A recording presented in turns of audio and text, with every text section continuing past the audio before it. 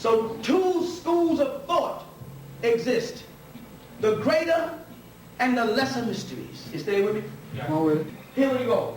The greater mysteries teach as Yeshua, Isa, Jesus, Sananda, Tammuz, whatever name you want to give them, whatever culture again, that your path is back to the bosom of the Father. He says it. He says, I am the way, the truth, and the life. No one gets to the Father but by me.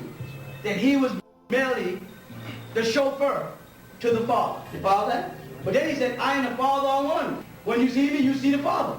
And I am not greater than you. And you'll even do greater wonders than I. And I got to go prepare a place for you, that where I may be, you may. So certain men, or women, are destined for a journey from here back to the bosom of the Most High. And certain men or women are destined to stay here and worship. Some beings are perfecting themselves to become God, and other beings will always worship God. People of the lesser mysteries are the religious people. They worship God in spirit and in truth, away from themselves. People of the greater mysteries are like the uncut stone that's on that side, ashlar, that becomes cut to become a perfect stone. Become a part of the building blocks of the Most High, as put it. You with me? Some of you here are of the lesser mysteries, and some of you here of the higher mysteries. But the sad thing of it is, do you want the truth, or you want me to play the game with everybody else? Come on with it. You know, I'm saying that because sometimes when you tell the truth, it's bitter to people. And they get mad at you. They don't really want to hear the whole truth. They want to hear what the man puts in books. And they're real good at referring to white man's books and quoting his books against anything a Nubian has to say. But I'll take you directly to the language so you can see it, so we can dispel this part of the spell right now. Come on with it. You with me? Come on with it.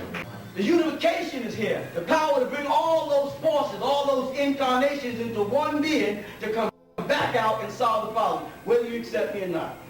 And as I watch with a keen eye at all the teachings out there, I wait to hear that something new or that something special that would let me know that another God had incarnated. I want to hear things that would cue in that he is not or she is not trapped in the mind tetrahedron of persons, places, and things. He's thinking outside of that realm, which would tell me he's a visitor, not a resident. He would do it a little differently. So this has got to go. As old information. Unification is here. The power to bring all those forces, all those incarnations into one being to come back out and solve the problem, whether you accept me or not.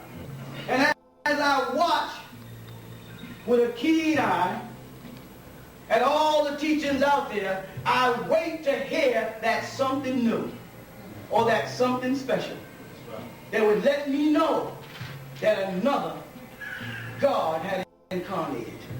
I want to hear things that would cue in that he is not or she is not trapped in the mind tetrahedron of persons, places, and things. And he's thinking outside of that realm, which would tell me he's a visitor, not a resident. He would do it a little differently. You understand me? I'll do it piece by piece.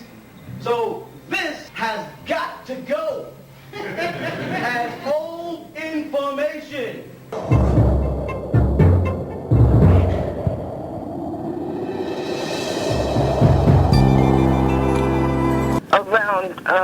Just give me 1 second because I had written down the date of my experience.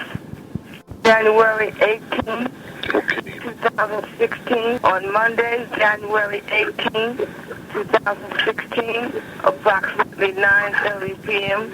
Eastern Standard Time.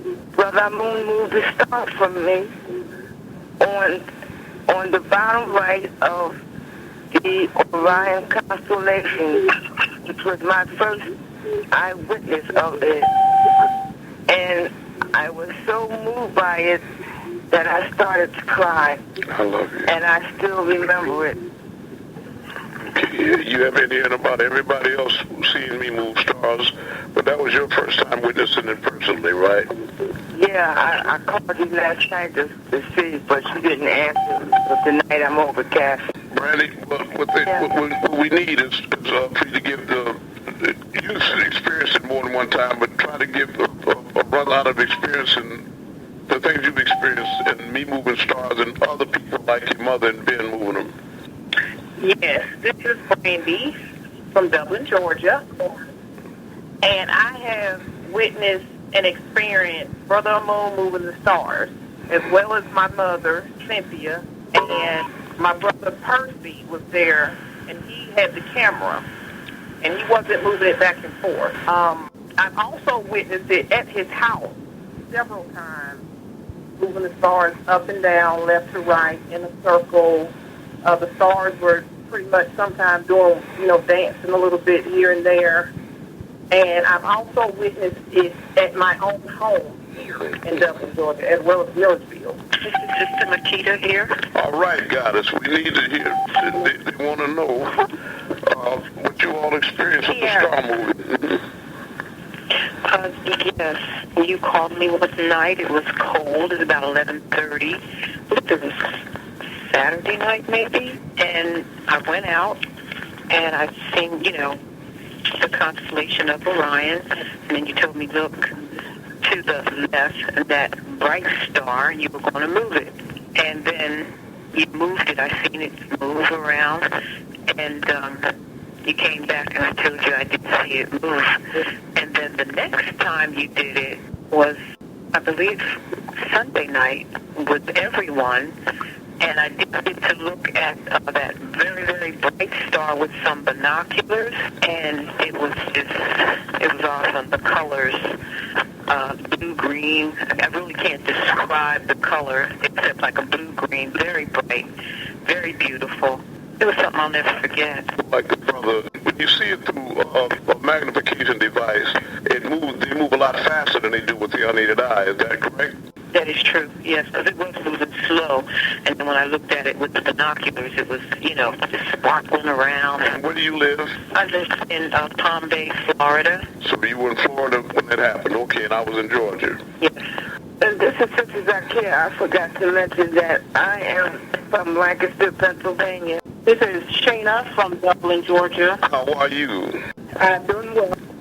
Sunday night on the 24th of January, I saw you, Brother Moon, move the star here in Dublin, Georgia, from Millersville, Georgia. Wow. You pointed out the brightest star to the left, always on top of Orion, and then I saw it move up and down, side to side, in like a little circle. And then I also saw at the bottom of Orion's constellation, I saw you move those stars as well, up and down, and in circles. And I was amazed. I just kept looking.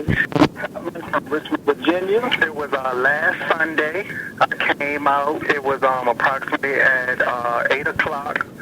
You moved the stars for everyone on that night, and I came out, and to my left, I saw the Orion star constellation, and to my left, I saw the full moon, and the two stars up top, two stars down the bottom. The aligned planets of Orion in the middle, and there was a bright star to the far left. Right. And you moved that one first.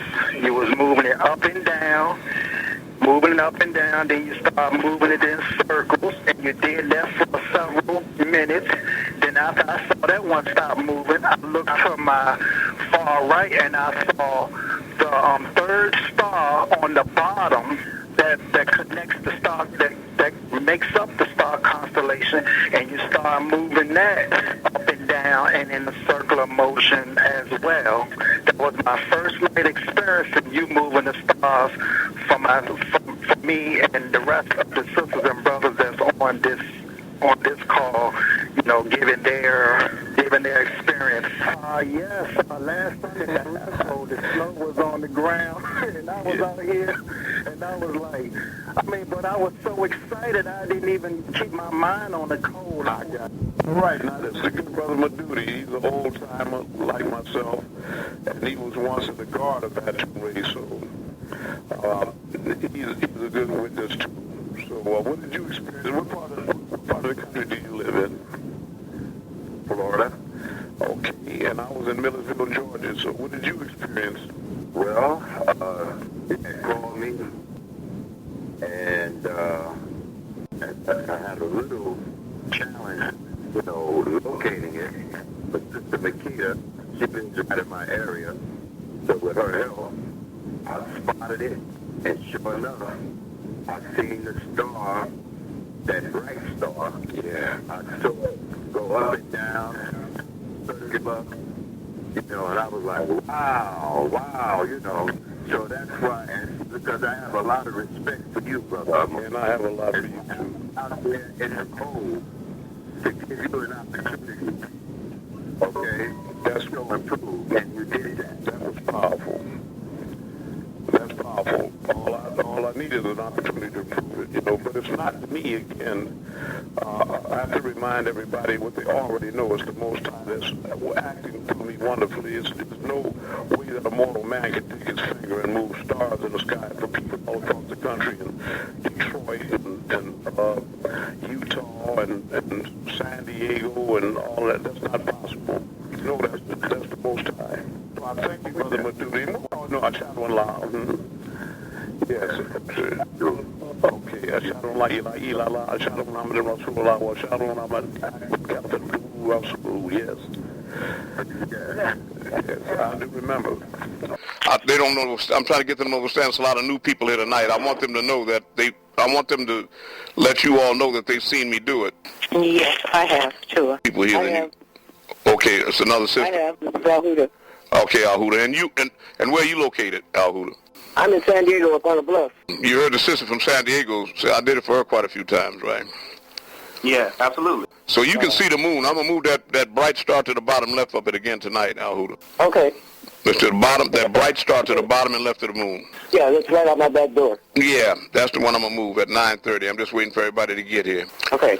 Okay. Anybody have a spiritual experience they'd like to share with us while we're waiting? You've been coming to me in my dreams a lot lately, so. I'm glad to hear that. That means that you got a good soul. Can you give me some idea what's been happening when I come to you? Man, just immediate manifestation. The 30 days thing that you sent out to me, man, as soon as I started doing it, I mean, instant manifestation. Me and my partner here, and she immediately got us the deal she wanted to get. Yes. Based off of just using her mind and saying what she can and what she is doing, what she deserves. So Exactly, because we're the original people and it's our time. You see, I'm not trying to teach you anything. I'm trying to get you all to remember what you used to know and forgot by time. You always could do anything. We built the pit. We did all that. We're the gods, the original people. But it's time now, Walt, for you to start being able to do things that God does. And that's a good example of it right now, what you said, instant manifestation. And yes, I've been coming to you. I made a point to come to you, Walt, because I know your soul. Now, for those people that just got in, if you would go outside and look, there's a bright star to the bottom left of the moon. I'm going to move that tonight at 9:30. So please go out to make sure you can see it and come back and let me know. And let us know what state you're in, or city. Please get everybody to go outside and look at the moon to find that star on the bottom left. Even if you can't see it, please implore everybody else to go out there because I'm going to move it at 9:30. Oh, that's you. Thank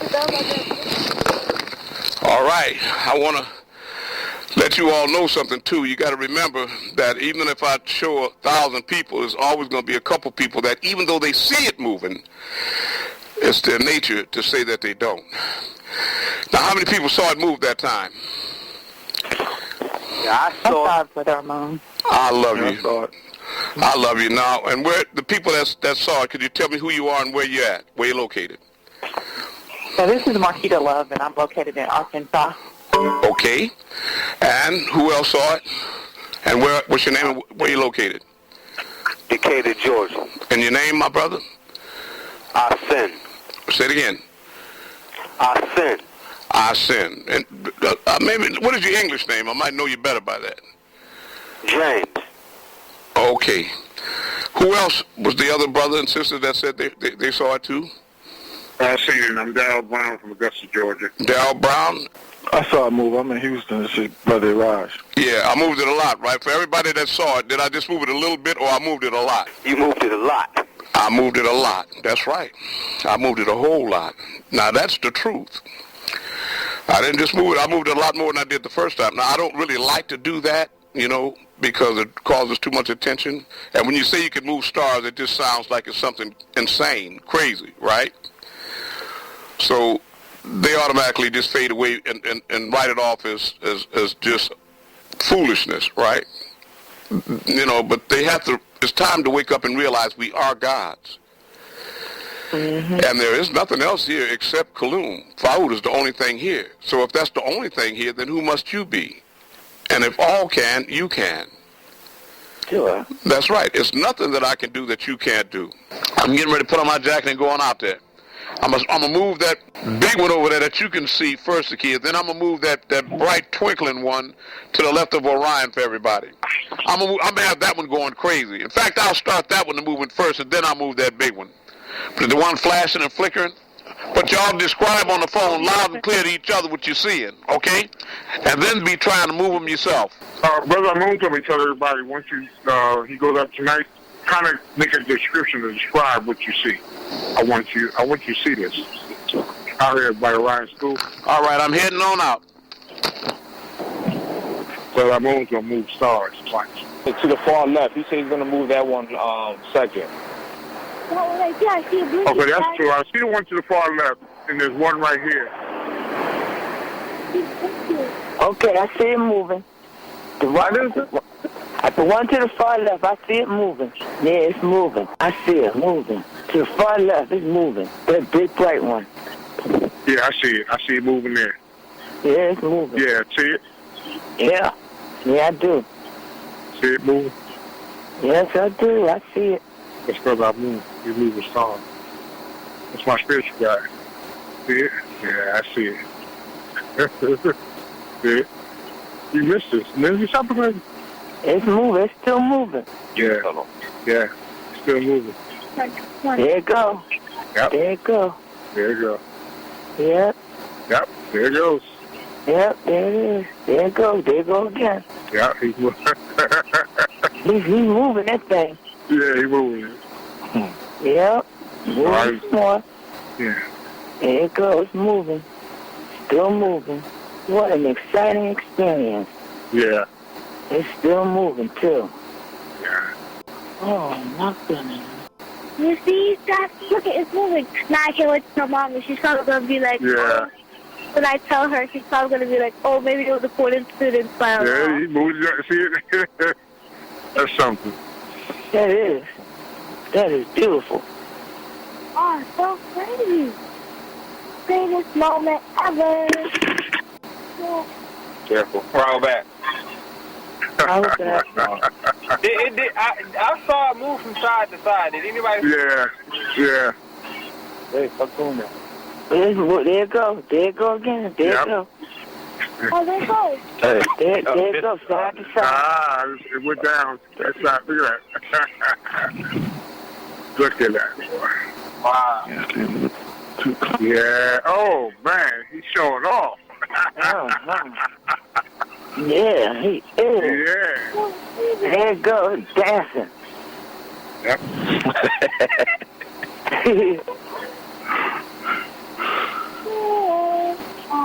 I'm missing all this. It's cloudy. I can't see nothing. There it goes. There it goes. Moving to the right a little. Moving. Yep. Moving to the right. Yeah. Anybody still there? Yeah. Yeah, I'm still. All right, when I couldn't see the one next to the line, but I could see the big one. Y'all saw me moving that one all over? Yes, I did. Showing. Yeah. It's still moving, bro. I know. I told her to keep moving. What about the other people? Out. Benny, did your daughter see it? Because I know y'all got a lot of stars.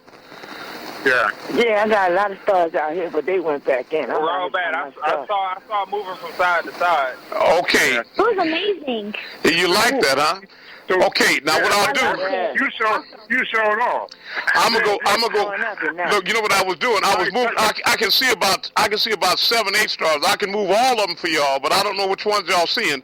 So what I'll do is I'll just keep my mind. I'll just keep moving the bright one, the big bright one.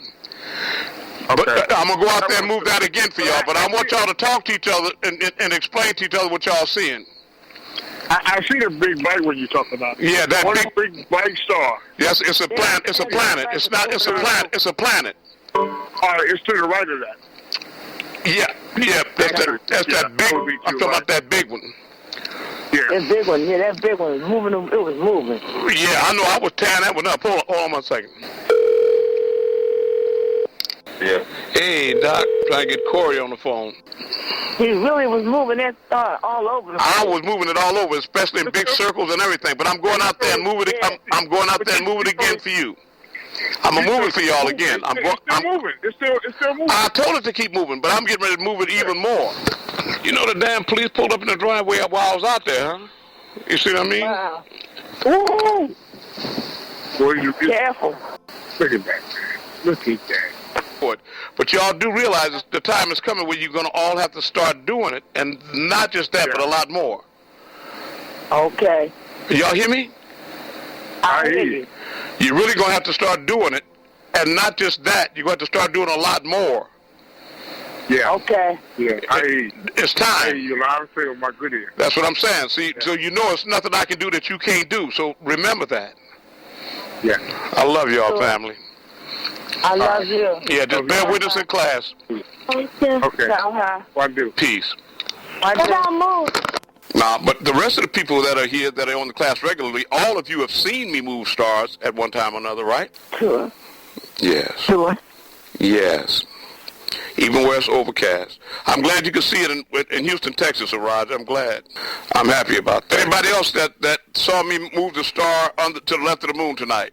I just want to make sure the new people, like the brother and Decatur, when you tell them that you did see me move it, right? Once or twice? I saw it twice. Okay, but now when you got to know how. When you tell them that you saw me move stars, you know how that's gonna sound, right? Yeah, I know. You see what I'm trying to say? That's why when you asked me earlier, why am I doing? What's the purpose of it? It's because I have to make people understand that it's possible for them to do anything, and just saying that is lip profession unless I prove to them that I can do something that they would otherwise describe as miraculous. Okay? Right. Now, those of you that see, looks like you know me personally. You've been here many, many times to my home. You and your friends and you all and the sisters and brothers, y'all know me personally. So you know that I'm a man. So in other words, it's more. We're not just men and women. Correct. Right. And you realize that there's nothing I can do that you can't. You follow what I'm saying? How long do you think we should keep saying to one another, we God, but never doing things that a God can do? Isn't that getting kind of old? Yeah, you're right. Yeah. I'm serious. Well, because we don't have no business being broke or sick or poor, or distressed or infirmed or aged or anything, So what it is that as the doors open up for me, I open them up for you all. I'm just walking ahead of you. Just pretend that we in a dark forest and there's in a dark tunnel and there's light at the end of it. Now, for most people, that light is going to be an oncoming train, but for us, it's just going to be more light. I'm just asking you to trust me and let me lead you into the light. In the same way that sparrows have flocks, that when they land on a park, 1,000 of them, you can't distinguish the leader from any of them because they all look alike. They're just feeding. And the Most High takes care and provides for them all equally because you don't see any fat ones or skinny ones. They all look the same, all the sparrows. But when you make a big noise, they all take flight, and every one of them knows the leader because they form a formation like a V, and they all travel. They all know the leader. That don't mean that all of them know the way, but they all know who knows the way. Are you following me? Sure. Right. And they know to follow that one. But so that's why I do things to let you all know that I am a leader, like the tablets and the Torah tell you. So it's not a game. I got to make sure you know that I know the way. That I am, what you call it? I'm real cool. I'm in with the Creator. You know what I'm saying? That's what distinguishes me from charlatans, liars, and wolves in sheep's clothing and all that. Because, see, I don't care how much magic and goober dust you put down, your black or white ass ain't gonna move no stars, nigga. Now, I know that. Point seen, money gone. That's how you bring that lie to a screeching halt. There's nothing in creation got the power to give you the power to move stars except the creator of it. Trust what I tell you. And before that, there are always, on the average, I'm an astronomer, of 4,500 visible stars with the unaided eye, without optics, without telescopes or binoculars, that are visible in the southern and northern hemisphere, right? But now, since the dimensional shift has been occurring, you can count the stars on a clear night on both hands. So over 4,500 stars just disappeared, and people are so physical in their orientation that they haven't even noticed the damn stars are gone. There are no more starry nights. Like where Arise is in Texas right now. The stars at night are big and bright, boom, boom, boom, boom, deep in the heart of Texas. Right. Now, I went through that when I left California on the way back home to New Orleans. And I'm telling you, at night, when we got out for a stop, the stars were so... the whole sky was permeated with. You've been in Texas, you know what I mean. You as much as you travel with your father in the band now, you know stars. I mean, this is everybody knows it's about a starry night. Every lover knows about starry nights. Every child with wonderment knows about everywhere. But now nobody can remember a sky full of stars. It's like none. That's right. Now some people in the northern hemisphere in certain states, they still have the stars, a lot of stars in the sky in some places of the north. But under the Mason and Dixon line, no. Okay, so what and even when I was in Detroit, I was in Detroit recently, and it's just as empty as the South in Michigan. Go ahead. Oh, okay. All right. So I'm just saying, what's the significance of it? Yeah. Well, this planet has been purchased by beings quite a while ago that set up a project. These are called Draconians or reptilians, and they're carnivores, they're flesh eaters. And these are the ones that grafted the Pleiadians from a mixture of Andromedans and some abducted, disagreeable Anunnaki. And they created a very pasty white hybrid called the Pleiadians. But since they were all members of the Intergalactic Confederation, even the subjects that they grafted with, the Pleiadians are very intelligent and can travel intergalactically, etc., except that the bottom line is they were only and strictly a food source for these Draconians. Now, they got tired of living in fear. Again, I have to say the same thing. They got tired, like anybody would. If you want to MEN-U, you would be trying to figure out a way heavier than Eli Whitney, tired of picking cotton and made a cotton gin, right? So they came to Earth, planted Blue Rock, and created the gin, or the adamu, 6,000 years ago, the ruddy red atom that you see in the Bible. They grafted that. And they used as a genetic hanger the Homo erectus, Australopithecus, great apes, the lairs, the orangutans, etc. And they grafted that with their genes. And they created another white being that was a sweet, succulent-like pig that would boil and fall off the meat, a good, juicy thing. And they taught them to eat the kind of things that seasons the food the way they wanted.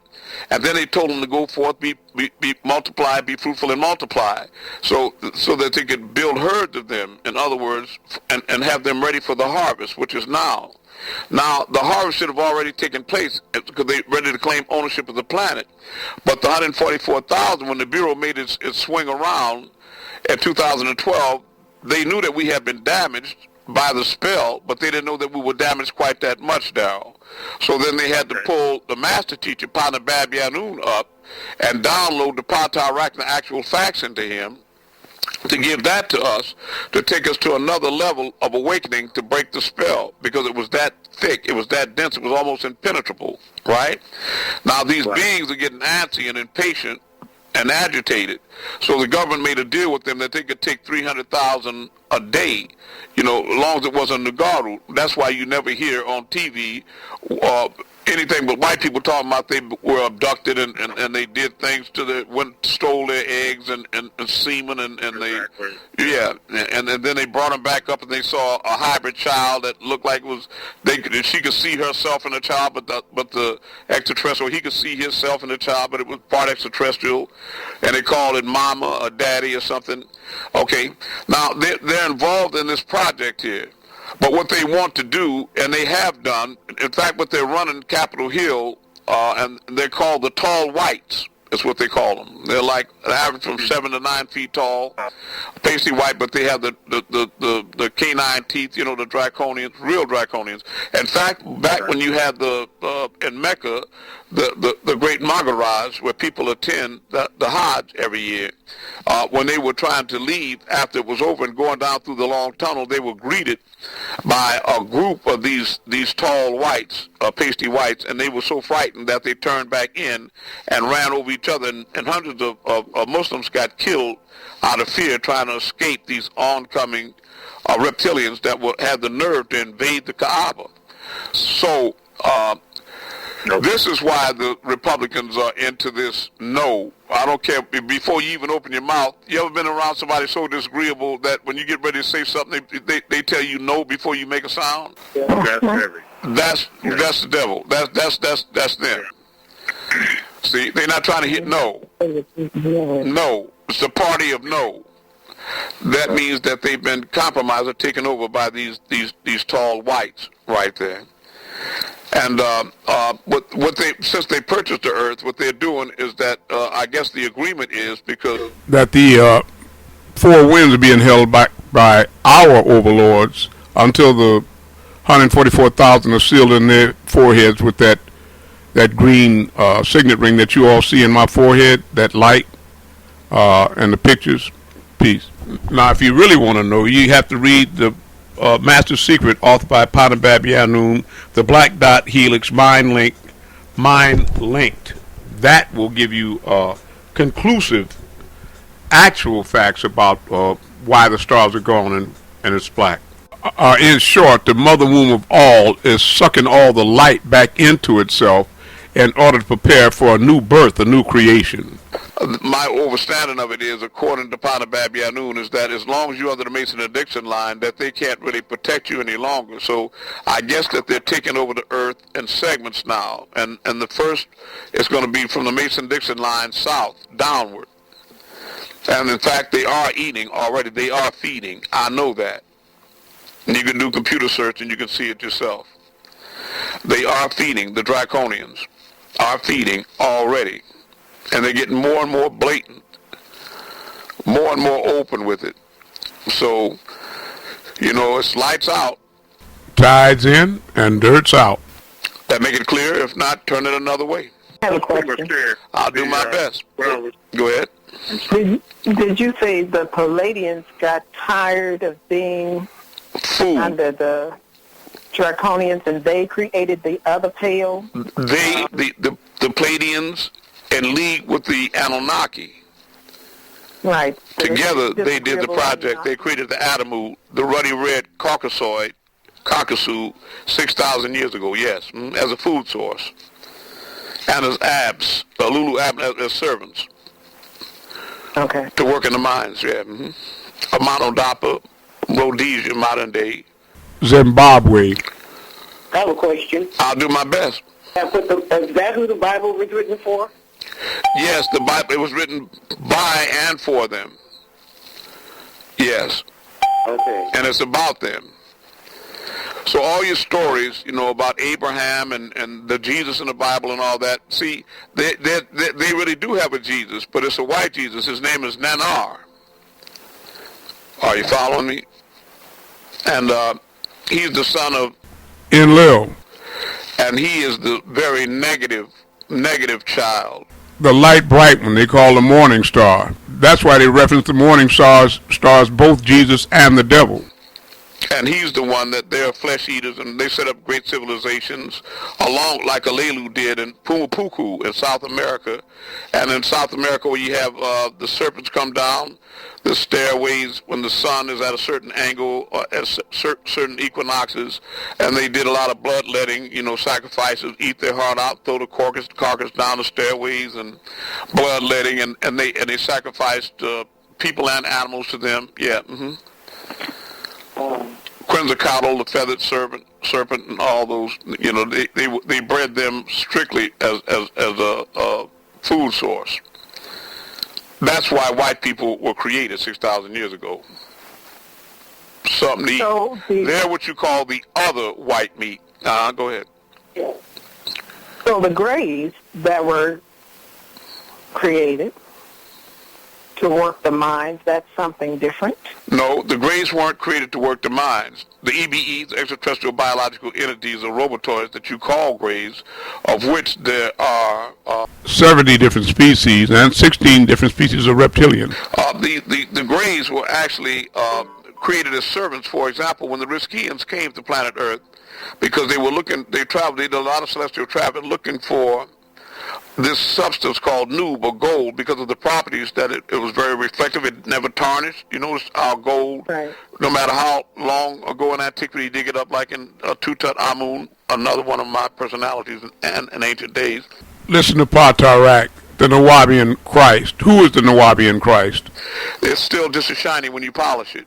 So it's got reflective qualities, and it has a certain quality that you can pound and spin it out into a thin line, a small piece of it, and wind it around the earth. Right? So it's very, very malleable, and it got reflective powder. So what they do is they break it down and smelt it, and then they powder it when it's 100% pure into tiny powdery flakes, and they take and they fly over the atmosphere of Risk, and they sprinkle it in the atmosphere, and it's so light that it's not affected by gravity, so it just stays suspended in the atmosphere. But they had to get so much large quantities of it in order to create a sort of a Band-Aid effect to heal the ozone layer that would prevent the ultraviolet and reflect the ultraviolet rays back out into the cosmos and away from the surface of the planet, so that they could occupy Risk again. And that's why they were doing it. And they created them to do that as well. Now, the EBEs, when the Riskians came here because they knew that it was a lot of gold on Earth, right? And that they had these Greys, as you call them, that were created. I say that because it's been my experience since childhood that all the Greys I met were brown-red. I never met a gray before, or a white extraterrestrial, maybe once or so. I met a lot of them out there, but they black folks. That they could send down into any planet to find out the soil and atmospheric conditions to see if it was conducive to their lifestyle, if they could live down there. And they reported back to them that they couldn't, that it wasn't conducive to the Riskians. They wouldn't come down themselves to test, right? They sent a pigeon in a cave, in a coal mine, to see if there was gas in there or not. You know what I mean, right?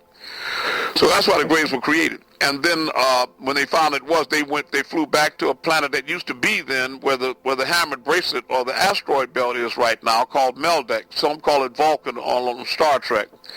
And in the seas there, they had an animal called the dolphin that they caught. Then they did genetic splicing on it and artificial insemination, and they placed in the DNA of the Riskians, namely HAR1, on the 20th hard chromosome. HAR1 type is the very strong Riskian gene.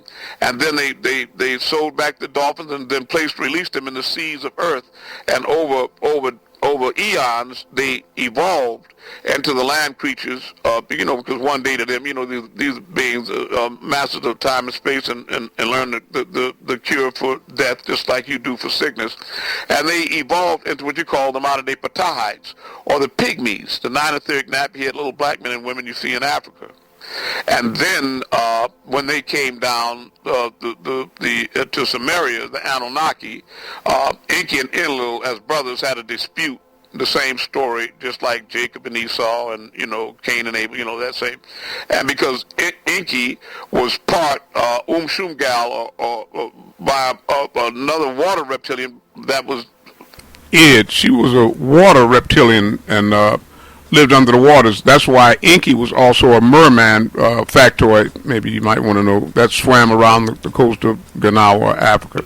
Well, from Shetar, the king of the reptilians, his daughter, that he wasn't full Anunnaki, but his younger brother Enlil was, so they gave the rulership over the land of the rocket ship, or Sumer, or ancient Babylon, to Enlil, and he was upset about that, and he took his son Murdoch and migrated, who was a child that he had created by the daughter of Alelu, who was a very negative reptilian in South America. His daughter's name was Damkina, and Enki and Damkina together gave birth to Murdoch. So now if you thought Enki was a reptile, then you know Murdoch is out there, right?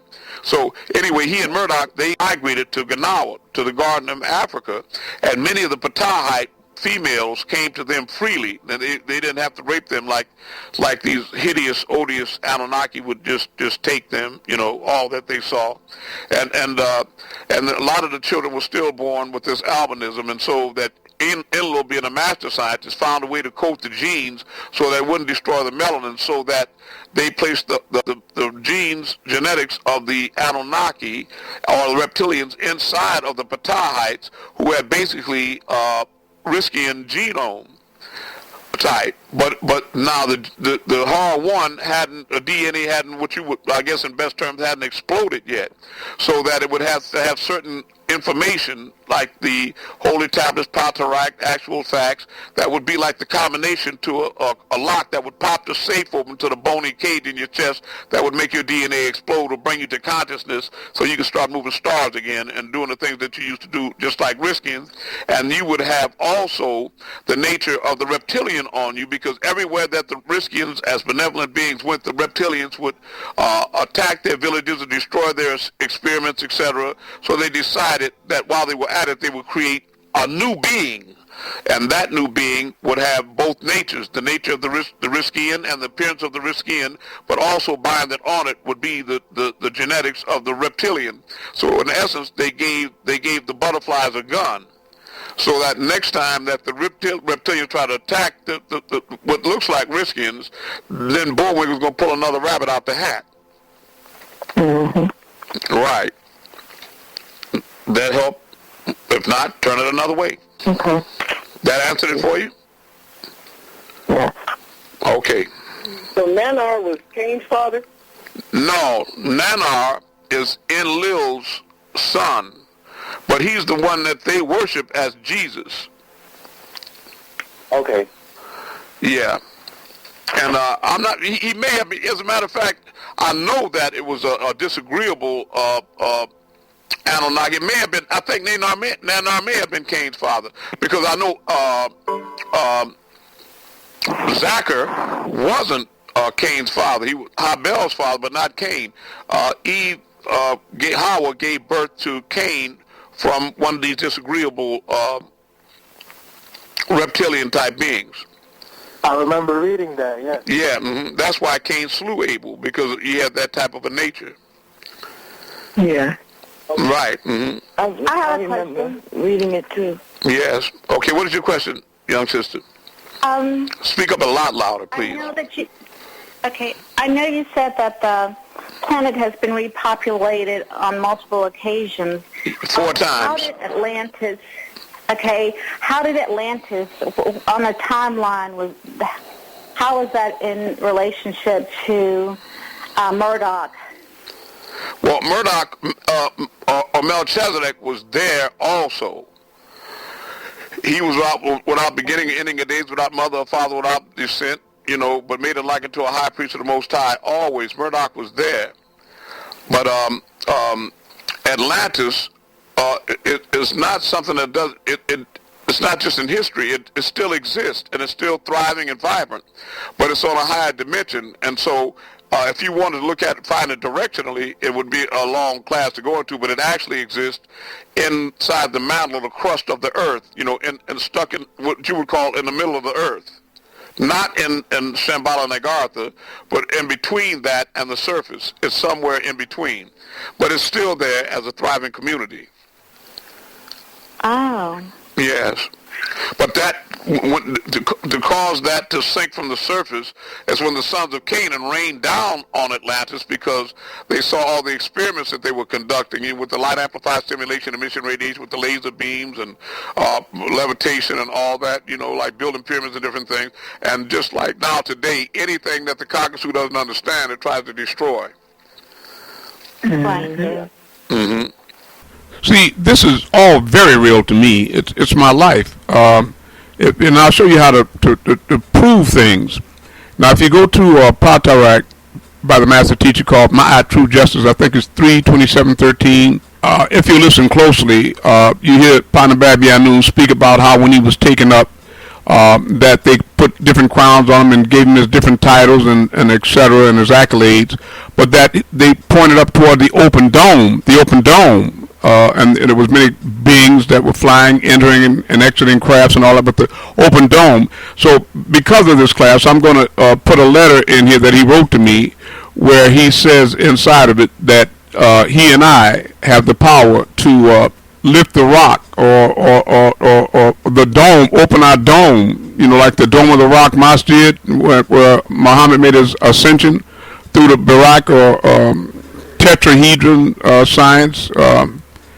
This is very real. I'm saying that I was there with him when he was having dinner with Rama, and they walked off and all. I was up there to eat with them and walk with them, and I've been to the throne and saw the Ancient of Days there, very thin, dark, on a high-back throne with like a Sumerian crown on, turned upside down, like going up in mastabas in a circle, and he was just looking straight ahead, and he asked me, he said, I thought you were supposed to be thin like me.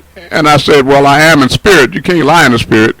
But that's why those close to me know that I'm going down to 180 pounds like I was instructed to do, because that's what I have to do in order to fulfill this mission, and then work hard to prepare myself to return to my Rab, as is read in Holy Tablets. I think it's chapter 13 or 16, where it says that I, Elion, sent to you Ahmed as an apostle, reciting to you the purified pages of the Holy Tablets, in that section of the tablets. Yes, I was taken up in a vortex by Panabab Yanun, 3:26:13, and then 2 weeks later, Michael Radford called me up and said that Joe was reading an update from the master teacher, and he went through all the details that I went through 2 weeks before that was released about exactly what happened that night, because I was there and he and I are one. It's real.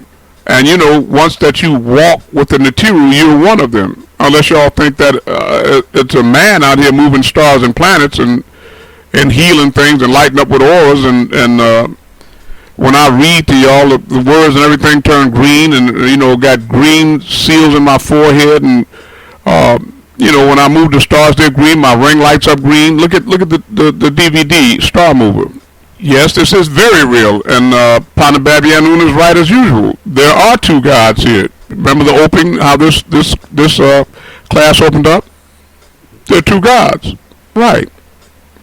Check out who's in the Nawabi in Christ, or Patarak. Count one, count them not. Read that thoroughly. Or the prayer of Amun, or when you see Basim and Joe on different occasions in class in the mirror in Atlanta, saying that Panabab Yanun wanted them to communicate to you all that it's Amun's time to rule, and it's been said and stuff. Look at the procession of time and the lost records of time. I mean, I can show you all over the place, but it's not important. It's important that I show you who you are. Yes. Is Alelu the same being as Tarnush or Lucifer? Yes, he's the same being as he's the one that was cast out of. Now, Tarnush was actually decapitated by Murdoch by a Tilum beam that was given to him by his grandfather Anu. But Alelu was from that family. In fact, he was one of the leaders of Nibiru that sat on the throne, even before Anu did. But he did it by deceit, and the council decided that it was by deceit, so they dethroned Alelu and his family, and then seated Anu, who was the proper one to be there. And because he was afraid for his life because of his treachery, he took off in a sham, and he knew they were on the trip in desperation looking for noob or gold, and he took a chance as an excellent pilot to run through what we call the hammered bracelet or the asteroid belt and dodged everything, and he used the Tilum beam to blast away the ones that were in his way, just like a video game, and he made it through to Earth, and then he used modern day equipment, like a scanner, electronic devices to find and sound out where the gold was, predominantly in the water, but he also found some on land. Then when he landed, he beamed back to Nibiru that he had found gold, and it was in abundance enough to do what was necessary to repair rifts of the ozone layer so that they could return back home, but that his terms were that he demanded to be placed back on the throne in the place of Anu. And return for the information for the gold, but it didn't work out that way. They traced his call, landed down there, and then took the gold, and after Anu had assigned all the like in South America to Enki. Well, you can look up right now Enki's gold mines in South America. Look up a fellow named Michael Tallinger.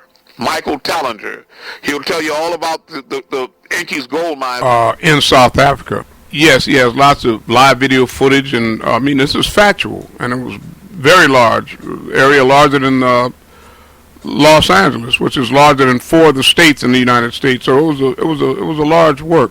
And millions of beings there. It was not a small operation.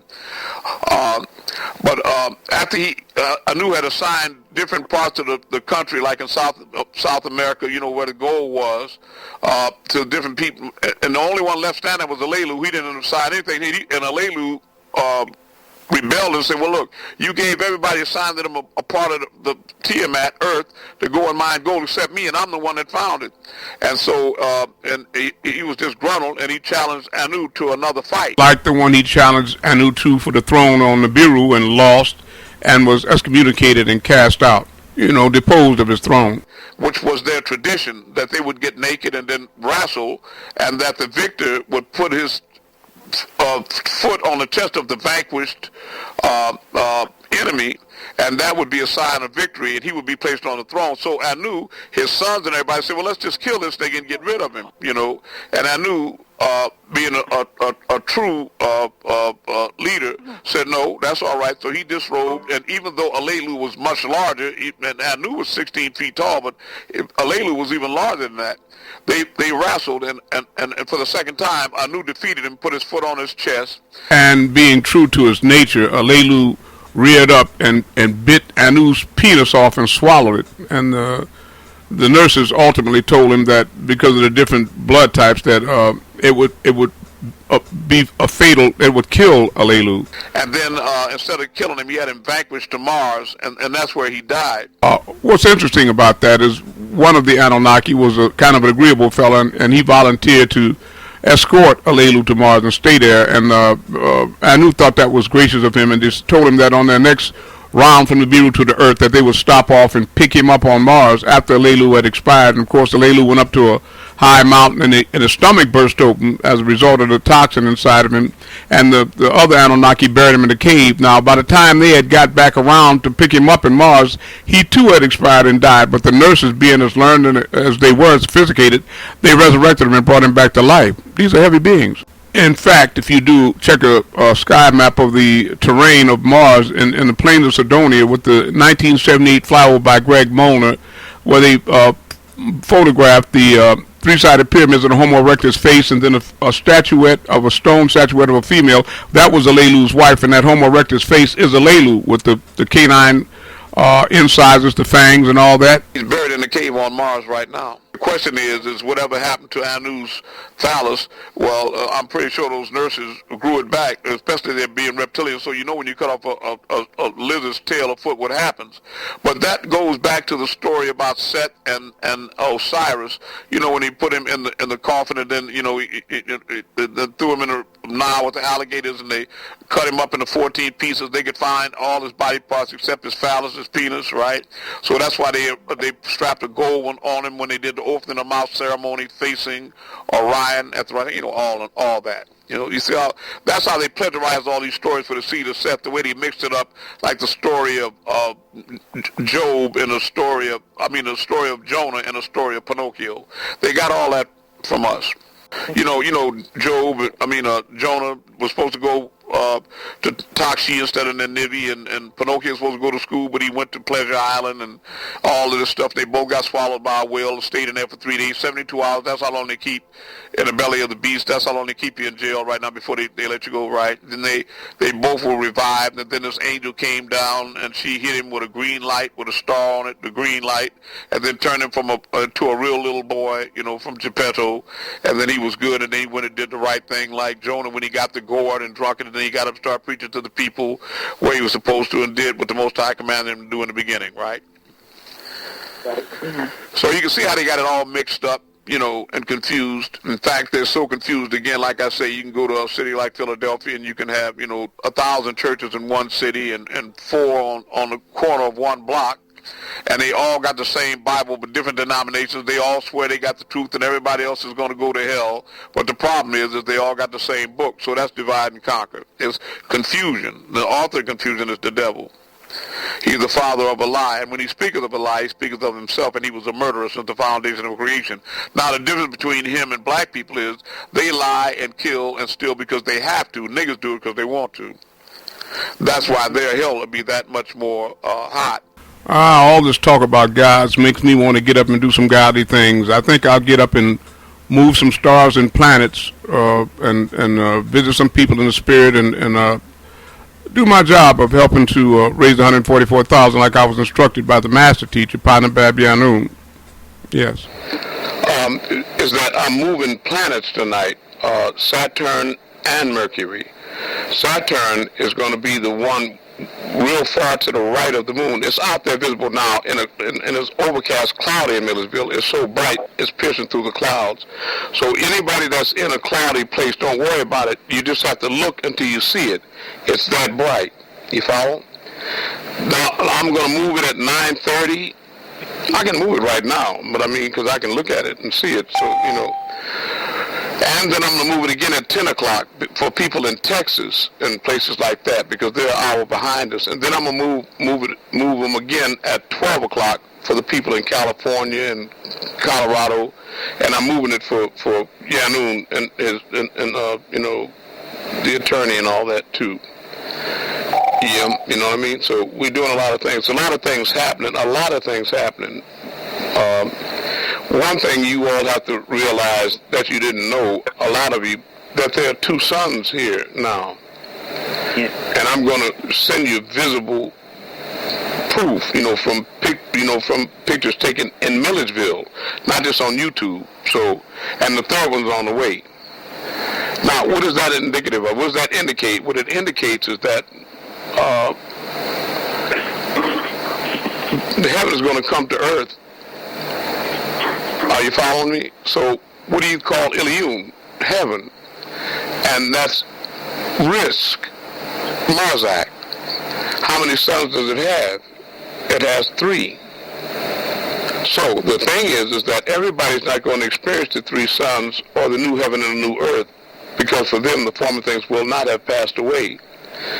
They'll sleep it or be left behind, and that's what I'm fighting, stand woke 3 and 4 days at a time to prevent from happening. And you can tell if you listen to me, I've been woke like 3 days again, So I'm really fighting for you all souls, and I came back here 3 times. I'm not kidding, but I'm not coming back again. So I'm saying seriously, get a serious hold and support what I'm doing with all your might. All right. I love you. I love you too. Drive careful. I'll let you know when I get home. Okay. Everybody's moving. Is that one moving? Now he's moving the one in front of me that's far to the far to the right of the bright one. Yeah, I see it. The little twinkling one? He sure is. I wouldn't believe it. Oh, wow. The twinkling one? He's moving it upside, around in a circle. He sure is moving. I'm looking at the wrong one, the wrong other one.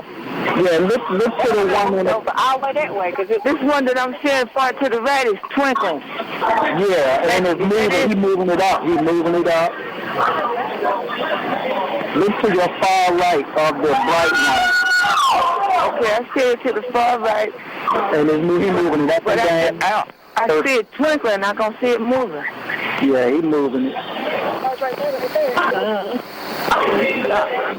Is it the one that's twinkling? Yeah. Okay. It's direct. So he's moving it up and down. Hold on right there. Oh.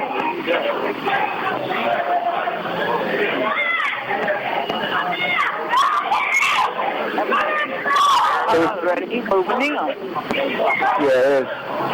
It's stars, he moving. Oh my God, he moving. Yeah. Stars. Yeah, up and down.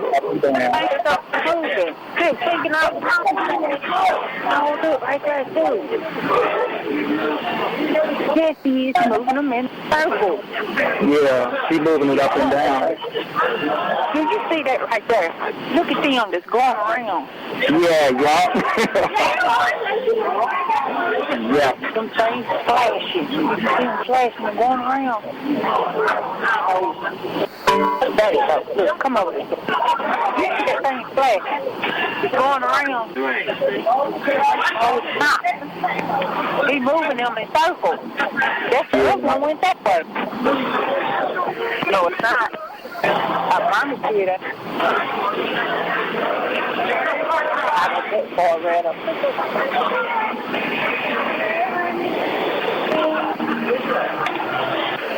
Yeah, he's still moving that one to the far right. Told you it's that.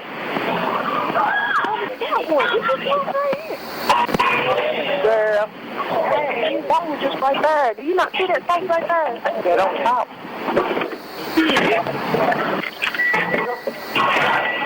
Taiwan, you on the phone?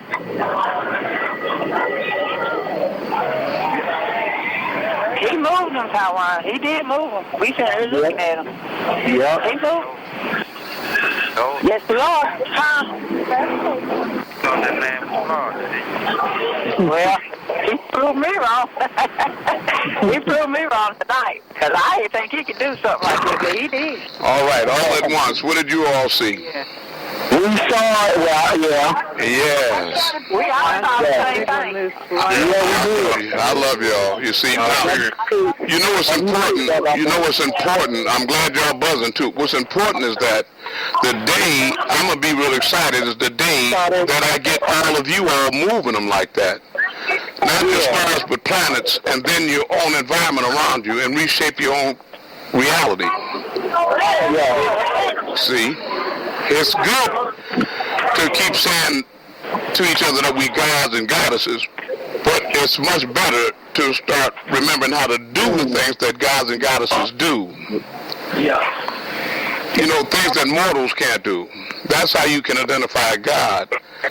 Yeah, I just like gradually, like very smoothly moving. Yes. And then a couple of smaller stars around it. I did that a little bit, those on the side, because they were so little, you know.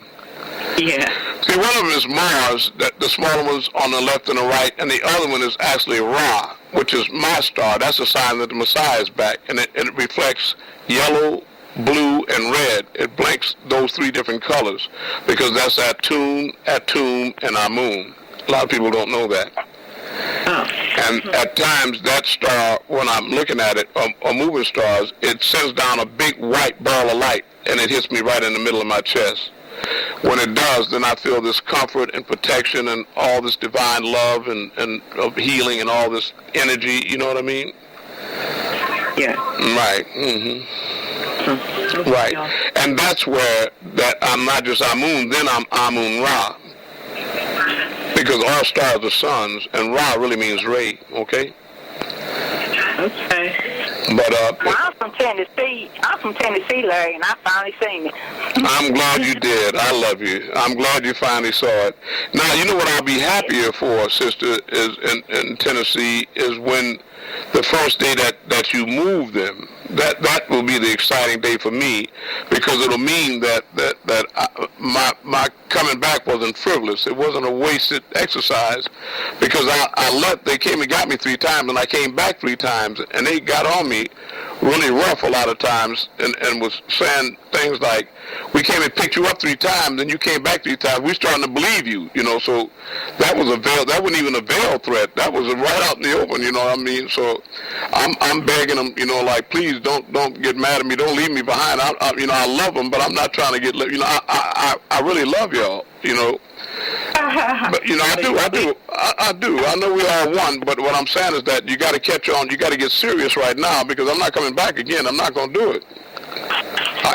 In other words, me going to hell ain't going to get nobody to heaven, is it? Right.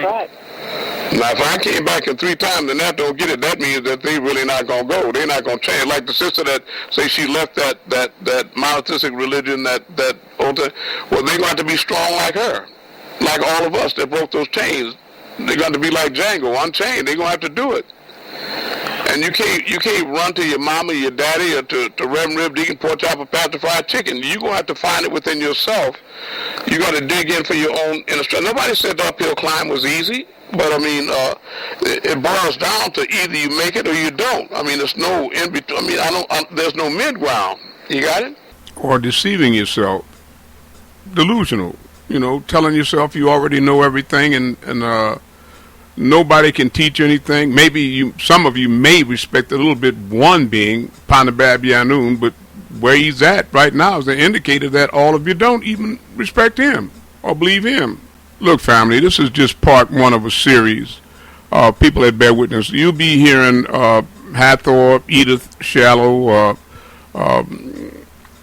Miriam, Katie Hotep Ray, the sister that Victor Lawton Midian was going with in Brooklyn at one time, Dr. Bright out of Atlanta, gynecologist, a very noble and upright brother that I respect and love.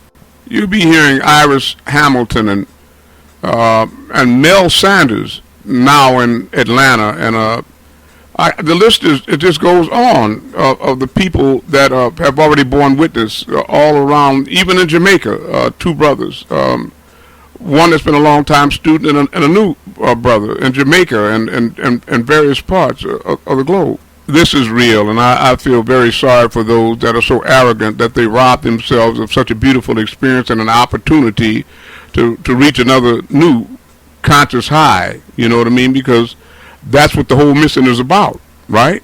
It's not about self-complacency and conceit. It's not about that. And this I know everything already attitude, it's not about that. It's about the truth is truth if it comes out of a rock. I mean, some people really believe that if they can't do it, then it can't be done. It's not real. Why? There's a being that the master teacher tells you about, and the tablets and many other of his writing that's going to perform miracles greater than all the previous ones. So why do you profess to believe, but you act contrary to that belief? And a lot of brothers and sisters that have come here to me are now moving stars and planets themselves, and you'll hear testimonies from them as well. One brother in particular I love is Brother Tahim. He works as a DJ on cruise liners in the ocean, and he moves stars out there. And I've taken him to risk before, and he gave an account of that. Like other people have many things that have been happening, that I've healed people and by the grace of the Most High, right? That's all. And all of you got to realize, or should realize, that we're all one, and there's no big or small in the eye of all. So let's get on board. It's just that some of us wake up before others. We don't always. The reawakening of the elite few, the 144,000. It's your time now. Let's do this. All right. Yeah, you saw that, didn't you? Yeah, it moved very slightly. Yeah, well, it didn't move slightly, but whatever you saw, the way you saw it, it don't make no difference. As long as it moved, then people came pulling up out there again. I don't know why they can't mind their own goddamn business. I just don't know. Well, I mean, what's going on with them? Well, you know, they don't like it. You know, they always have these black ops helicopters, airplanes going 34, but I veil it in my mind so they can't take pictures of it. But the police cars, they were just pulling up in the street, and then they turn around and get rubber and run back down. Now they pulling up in the driveway when I'm out there, you know what I mean, watching me, you know what I mean. Wow. Yeah, well, you know, they know. I'm getting emails from the White House and all that. I'm not answering phone calls from Capitol Hill. You know, I'm not answering that. What they gonna tell me to do? Stop? I mean, well, I mean, you know what I mean? I know they're a trip. I know they are. I know, but I don't even care what they doing. I'm not watching the Ku Klux Klan. I don't care nothing about what the Caucasoid is doing. Isn't slavery enough? It's time to stay out of our business. You know, just mind their business. That's why they make me cause all these terrible weather events, like that storm I brought on Detroit because they messed with my mama. I know exactly what you're saying. Yeah, but I mean, you go get yourself checked out. That vision I had was real, Emmanuel. It was real. But I've been going to the doctor, but not for no cancer. Well, I'm not saying, but let them check you. You know what I'm saying? Period. A full workup. And yeah, they did. No matter what they tell you, I'm telling you, I got you. You're all right. Believe me. Just as sure as you seen me move them stars right then, you saw that, right? That was a planet and a star I moved, Emmanuel. See, now you know who's the only one got the power to give me the power to do that, to move stars and planets. None but the Creator. That's all. Now, so if I tell you I can heal anything, I can do it. Now that's too much rain, too many volcanoes, what do you call it? Tornadoes and storms. It's too much water. It's too much everything. They're using words we never heard of, polar vortexes and all that. Look, listen, it's getting bad out here. And today Pakistan announced that they will not be they rejecting any American money.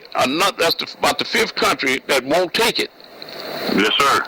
You can take a wheelbarrow over there and can't buy a loaf of bread. Tell me what you experience right now, Henry Duncan, and where you at? I'm in Cleveland, Ohio, and I just seen you move a planet and 2 stars. 3 stars. 3 stars, I'm sorry. Yeah, and your sister and brother-in-law saw it too, right? Yeah. Yeah. Definitely. I understand. I know, it's real. Right.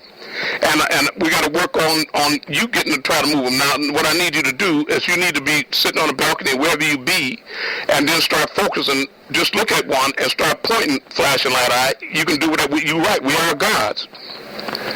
You hear me? That's right. Now, the only reason I'm doing that is for an example, so that you can start remembering that you can do it. You hear what I'm saying? I hear you. Right. You see what I'm talking about? Now, this is Kal-El Hall. I'm going to help this young man in a lot of ways. He's very close to Quamamtet, the master teacher's older sister, and he takes her a lot of places and everything. He's got a good disposition. Very respectful, you know. Kal-El gave me a cell phone. Let me get this so I can go on outside. Now, hold on. This must be the way it was intended, because that's the way it's happening, right? All right, Kal-El Hall, and all the rest of you. Here we go. You got a smaller bright one, then way to the right, you got another big bright one. I know you can see it, Kal-El. Okay, I see it. I see a red one, yes, too. I see a red one. Okay, listen, Kal-El, look at the big triangle, the big pyramid in the sky. Hold on, real big. Lights, 1 second, let me get out. Yeah, you gotta get out. Okay. All right, I know you are all behind us, but what can you see? No, I'm in Florida right now. All right, we should be able to see what we see. Yeah. You see that big triangle in the sky? It's a big triangle, a big pyramid in the sky. Yeah, I see it. Okay, wait a minute, let me talk to you, Araj. And you said you saw it as a kid. Okay, now you see they got the big giant one down at the bottom, right, left. Then at the top, they got one that's fainter at the point. And then way over on the right, on the bottom, is another big bright one. You see them 3? I see it. You see it too as a kid, you say? Yeah, I see it. Hello. All right, now, Kal-El, do you see it? Did you get out them lights yet? Hello. All right, I'm out of the light. Let me see. It's a big pyramid in the sky. Okay, I see like You see a big bright one on the bottom left. Then up to the peak, there's a fainter one. Then down on the bottom right, way on the bottom right, it's a big pyramid. You see another big bright one. It's almost like a pyramid. Sure, yeah, I see it. Okay, all right. Now, I'm going to move the one on the bottom left first. The big one on the bottom left. The dark lightest one out there. The one that, the one name, with the red? Yeah, in the name of the Most High. Ooh. In the name of Amun-Rayay, Master of the heavens and the earth, appointed by power.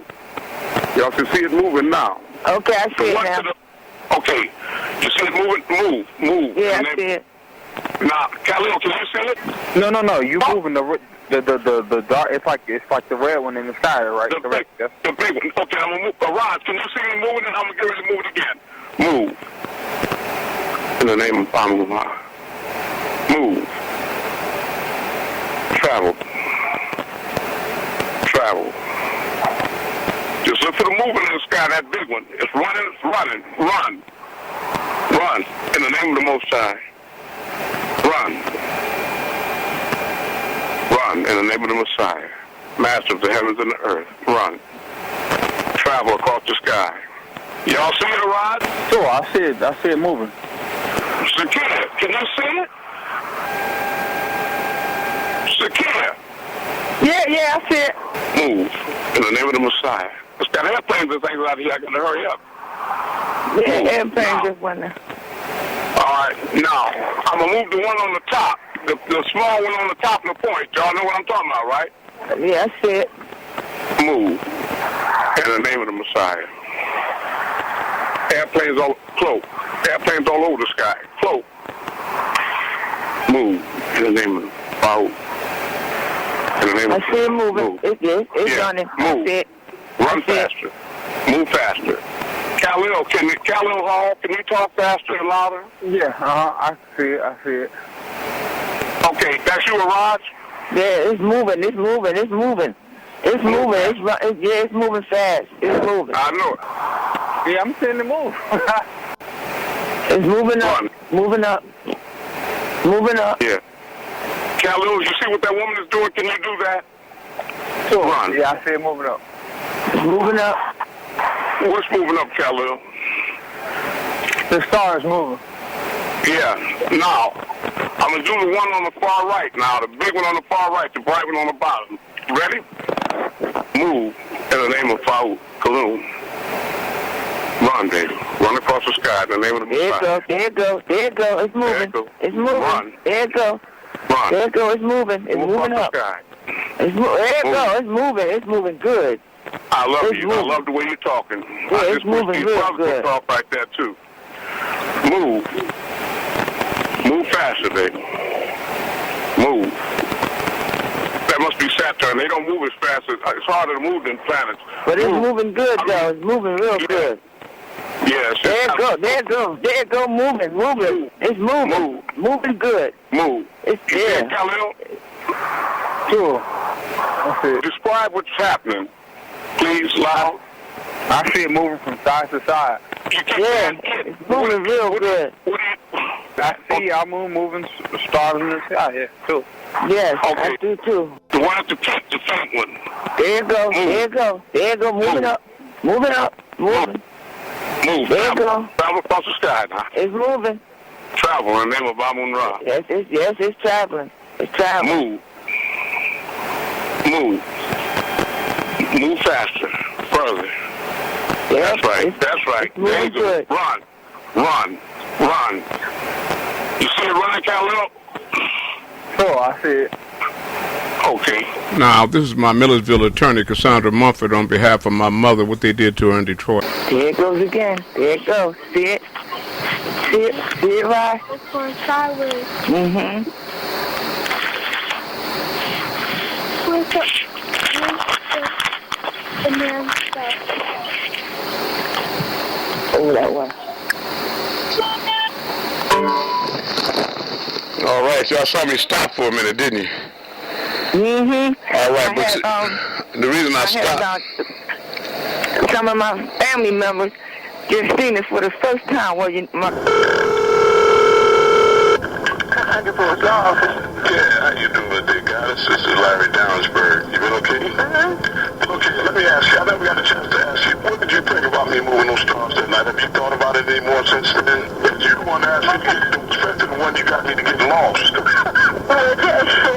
Yeah, I thought we found it. It went in raw right because he didn't know where to start. Yeah, but but once you're shocked that I can really move stars, once you're shocked, yeah. You know, you can move them too, you know. No, I don't want to move them. I don't want to live with God's creation. Our God's creation. Okay, I got you. It's just a religious thing that you got in your mind. We built the pyramids and all that. Not a problem. But as long as you witnessed it, you saw a miracle for yourself. So God loves you. He performed a miracle for you. Let's put it that way. Yeah. Let me speak at her for a minute. Let's see what she advises. Cassandra, Nancy, cool. Attorney Muffin, how are you? I am fine. How are you? I'm doing pretty good. You know, I'm performing miracles all over the world, but I know you told me on the 14th, so I'll try to be patient. I'm doing things with people all over the country. Have you thought any more about how I moved those stars for you that night, Cassandra? I think about it from time to time. But you know, I told you I was going to teach you how to move them too. Yeah. You know, I wasn't kidding. I'm talking about you still, when you think about it, are you still surprised that I really could move them? You thought I was kidding? You really thought I was kidding, right? Yeah, I did. One mind have the power to shift the consciousness of the whole world.